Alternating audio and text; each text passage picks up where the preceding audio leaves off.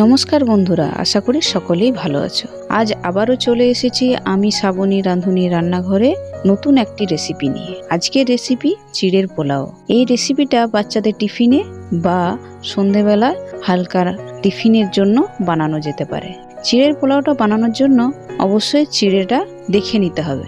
পাতলা চিড়ে দিয়ে বানালে চিড়েটা গলে যাওয়ার সম্ভাবনা থাকে, পোলাওটা ঠিকঠাক হয় না। সেজন্য অবশ্যই মোটা এবং পুরু চিড়েটা নিতে হবে, তাতে পোলাও রেসিপিটি পারফেক্ট হবে। পরিমাণ মতো চিড়ে নিয়ে জল দিয়ে বারে বারে ধুয়ে নেব।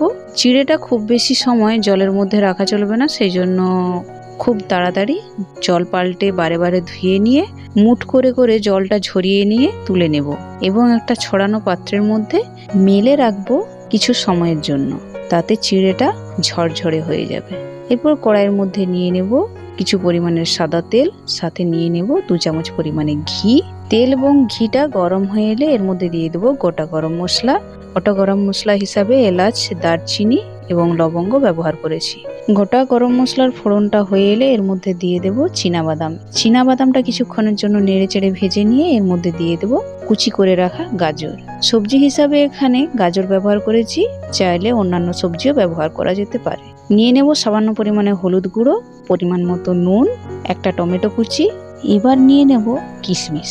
সবকিছু উল্টে পাল্টে খানিকক্ষণের জন্য ভেজে নেব। এবার নিয়ে নেব কাঁচা পাকা লঙ্কা কুচি। চাইলে এই রেসিপিতে গুঁড়ো লঙ্কার ব্যবহার করা যেতে পারে, বাচ্চাদের ক্ষেত্রে গুঁড়ো লঙ্কা ব্যবহার না করাই ভালো। এবার এর মধ্যে দিয়ে দেবো গ্রেট করে রাখা আদা। আবারও নেড়ে চেড়ে ভেজে নেব কিছুক্ষণের জন্য। এবার দিয়ে দেব স্বাদ মতো চিনি। যার যতটুকু মিষ্টি পছন্দ ততটুকুই মিষ্টি দেব। এরপর কিছু চিড়ে দিয়ে উল্টে পাল্টে ভিজিয়ে নিয়েছি।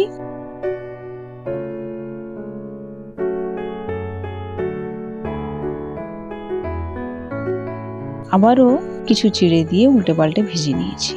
বারে বারে চিড়েটা দিয়ে ভেজে নিলে পোলাওটা ঝরঝরে হয় বা চিড়েটা খুব ভালোভাবে ভাজা যায়। একসাথে সমস্ত চিড়ে দিয়ে ভেজে নিতে গেলে চিড়েটা দোলা পাকিয়ে যায় বা ভেঙে যায়। এইভাবে চিড়ের পোলাওটা বানালে ঝুরঝুরে এবং খেতে ভীষণ টেস্টি হবে। শেষ পর্যায়ে সামান্য পরিমাণে ঘি দিয়ে উল্টে পাল্টে নেড়ে চেড়ে গ্যাসটা অফ করে 5 থেকে 10 মিনিটের জন্য ঢাকা দিয়ে রেখে দেব।